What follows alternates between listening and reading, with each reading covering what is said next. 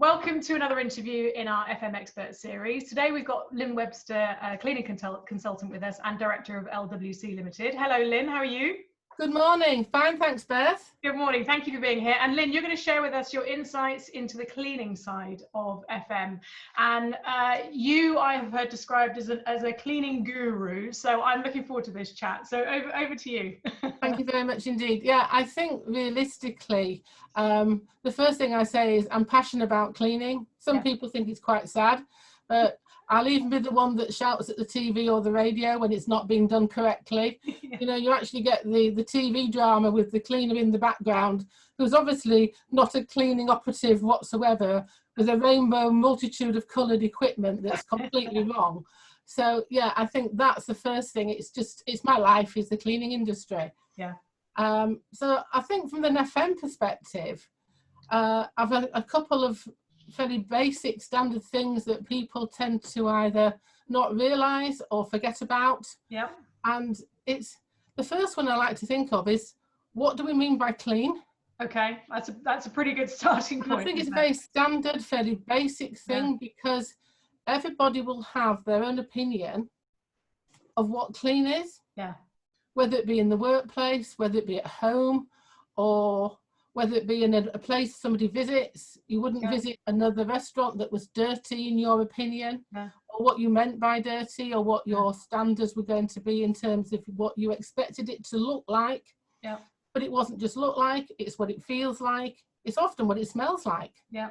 Yeah. And sometimes the smell's an emotive one, because for what smells clean to one person isn't clean to another. Yeah. Certainly that's the first thing to look at, is what we mean by clean. Yeah. And how we define that in terms of our expectations, whether it's as the client, whether it's as the customer, or even as part of the service provider. And the service provider can be an external company that comes to deliver, and you as the FM may well be the person managing that service for your clients who have another perspective on cleaning. Or you may well be then an in-house team where the FM is actually overseeing the cleaning service alongside a multitude of other responsibilities. Yeah. So it's really a case of looking at cleaning in those terms. Yeah. So I think what we're looking at in terms of the cleaning specification is what it actually is. It can be the old way, or a less common way now, was an in-house specification. Okay. Or the actual input spec, where that would define exactly what you wanted to do and how often. Yeah. And it was defined specifically as an input. Yeah. However, we've got a lot more modern or more people looking at the spec and saying, well, we want an output spec. Yeah. We want the specialism, we want the cleaning provider to decide what they're going to do and when to our outcomes. And I think, Lynn, on a lot of the training I do, lots of people don't know the difference between input and output. They don't realise there is a significant difference. There is a very big difference, and also they state output and then they suddenly start putting inputs in. Yeah. So you effectively have a hybrid of the two. Yeah. So you may well define some outcomes that you want, but you also have a level of required inputs. Yeah. So really a hybrid of the two is often the best model to try and work with. I agree, yeah. So when you're looking at that, we have to then look at what you want, when you want it doing. Yeah. To some degree, you might be specifying how you want it doing. Yeah. But they're again relying on the service provider to actually say how they're going to deliver. And that's part of your evaluation of those proposals when they come in. Yeah, to be the expert. That's what you're paying them for, isn't it? To be the expert. Yeah. Absolutely. Yeah. And so it's the old adage of what, when, how, where, and why. Yeah. And look at those in terms of what you want the cleaning to be like, look like, smell like, feel like. Yeah. And have that specific in a way that people understand. Yeah. So everybody understands what it's about. Yeah. And not describe it as and when necessary.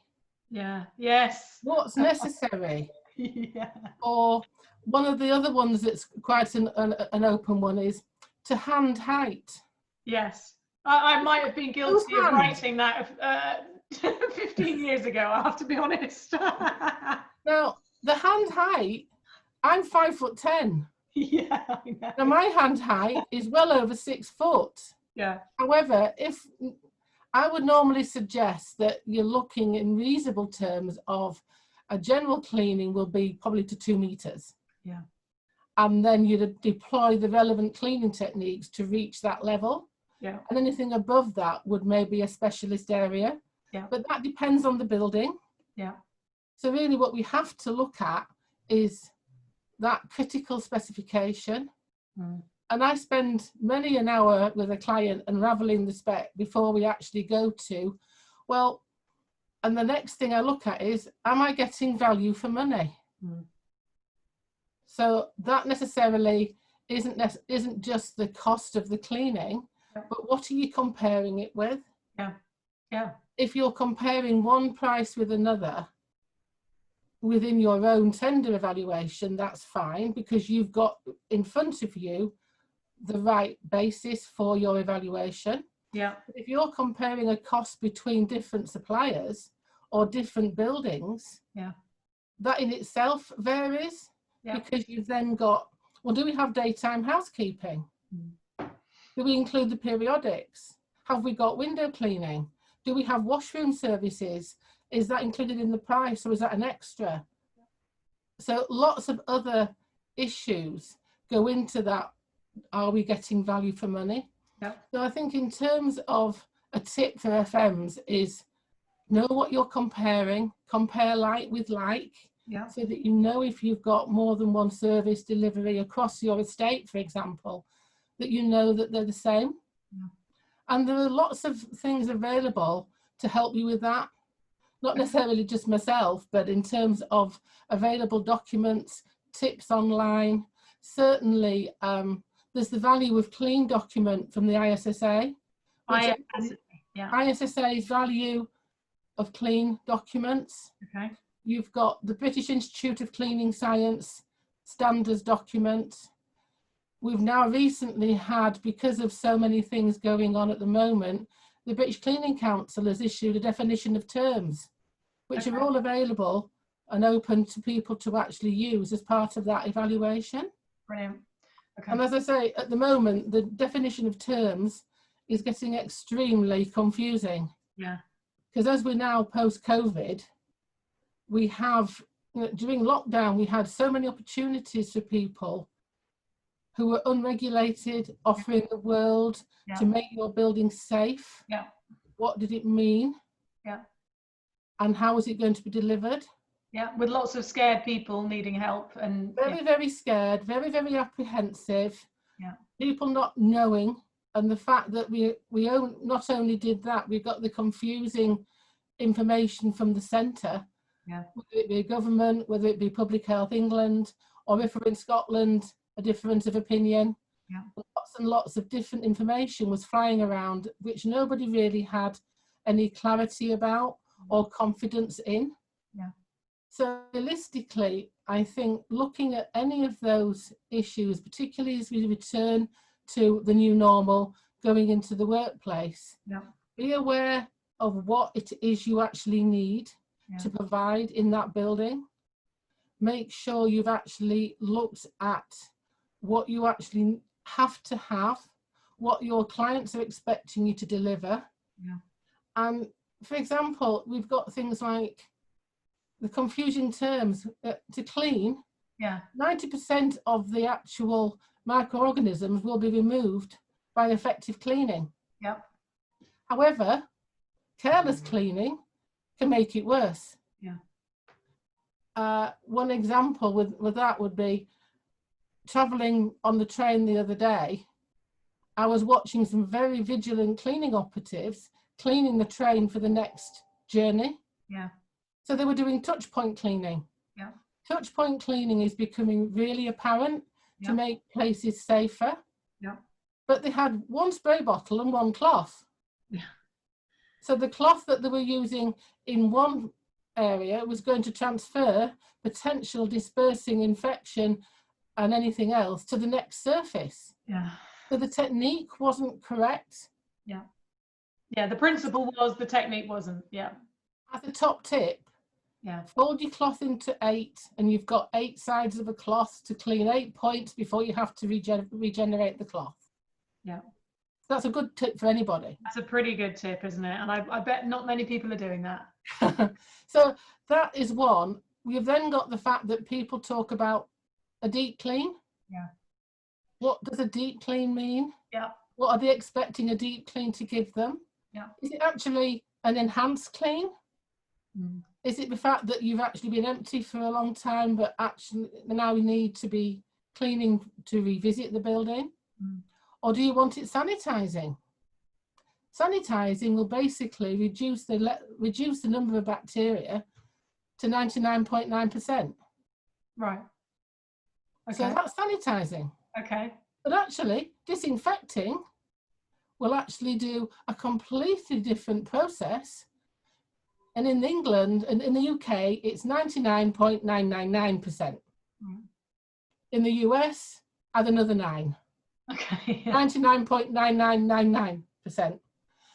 But for that, you've got to make sure that the products are BSEN 1276 for the European standard, appropriate to the job.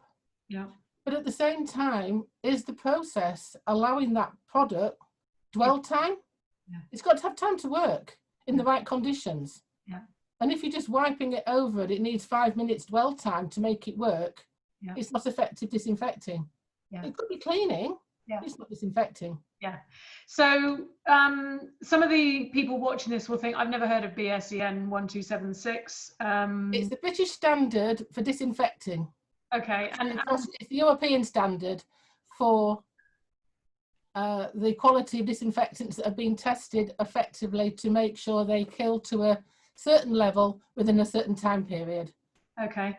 And if people wanted to get more kind of detailed information, particularly with COVID, the ISSA, would that be a good starting point? It would certainly be, yeah, because then you're looking at all the different processes that are being advertised, whether it be anti-static spraying, whether it be fogging, whether it be misting. Yeah. But what you've actually got within the ISSA is what is termed now confidence cleaning.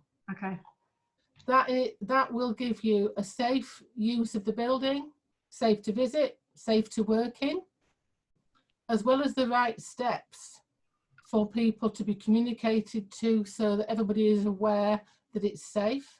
Okay. And with that, they've launched what they have as the GBAC Star accreditation, yeah, which is a global standard through ISSA where the building can say, we are safe for you to come to. Wow, okay. Now, that is the building, not the service provider. Yeah. But the service provider will be part of that with the right protocols and processes to achieve it. Yeah. Information for the GBAC stars all on the ISSA on the website. Yeah.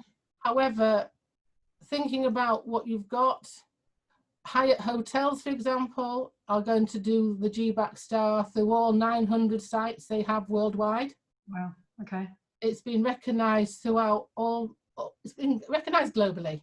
Okay. So I think in terms of that, it's something that's worthwhile looking at. And the costing structure for that is really easy. It's based on the square footage of a building, okay, or bedrooms in a hotel, or yeah, seats in a stadium, yeah, in a venue. So it's really easy to actually calculate.